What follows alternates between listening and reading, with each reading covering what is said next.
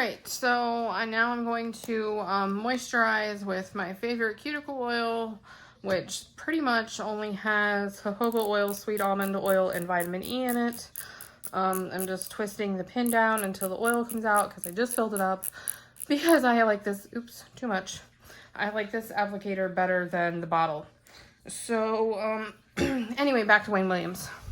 So, all the information from the investigation into the KKK was destroyed, and they didn't really have evidence that Wayne Williams was involved in pretty much any of the murders.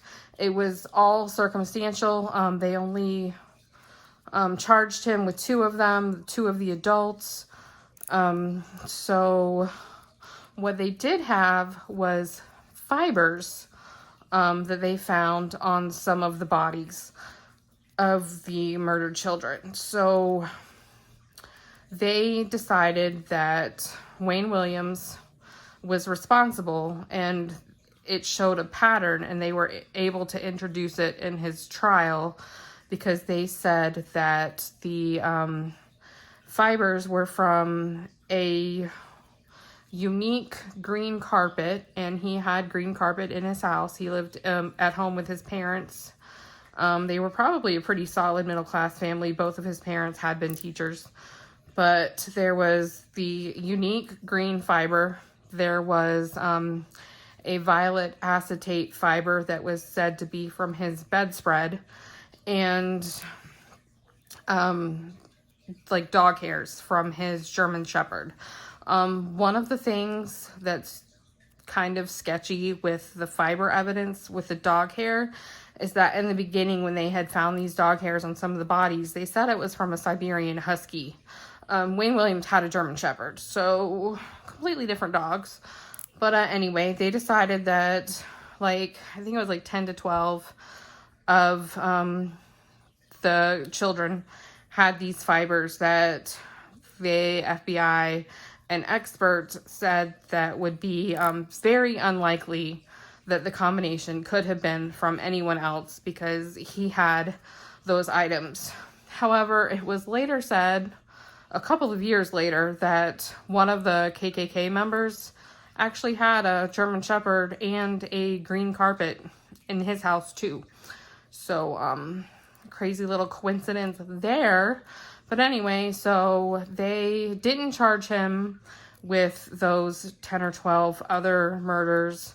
It just went to show a pattern so they could introduce it at his trial. There was like a ton of the fiber evidence, which was like really scientific and really boring. And the prosecution was kind of losing the jury on that. There was a ton of witnesses. And then Wayne Williams decided that, well, him and his defense team decided that, they would put him on the stand.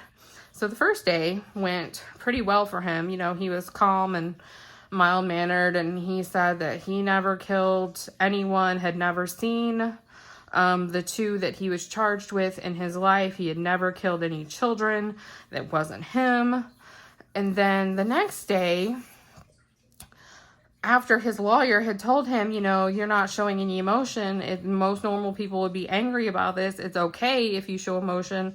So the next day, after being asked the same questions by the prosecution, he kind of blows up on the stand a little bit. And then the prosecution is just like, oh, you're angry. This is the real you. And so the jury sees him. And after that, and after like 11 hours of deliberation, when they finally ended the trial, he was found guilty, convicted of those two murders, and sentenced to 2 life sentences.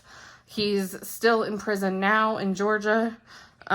His parole was denied a couple years ago. He's next up for parole in a couple of years, and I am not entirely sure that Wayne Williams did it.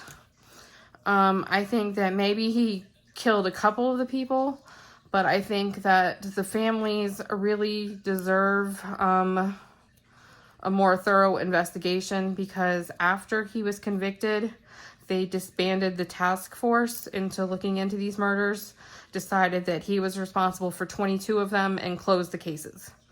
So, besides the KKK person that may have been responsible for a couple of them, there was another man that there was actually a witness that he killed one of the children, but that child had had fibers on him, and if that had been brought up in trial, that would have killed that whole pattern thing that they had going on. And the witness was described by police as slow, so they didn't believe he was a credible witness. There was also 2 different pedophiles that lived in the area that some of the children victims had been seen with, but they weren't really investigated either. Some of the murders, law enforcement will admit that he definitely did not do. There were 2 girls. Law enforcement does not believe that he killed them, and they believe that one of those girls and some of the boys, at least one of them, have been killed by family members. So I don't believe that the families got the investigation into their children's murders that they deserved, and I'm not entirely sure Wayne Williams got a fair trial. But yeah, we're gonna wrap it up. Thanks for listening. Bye.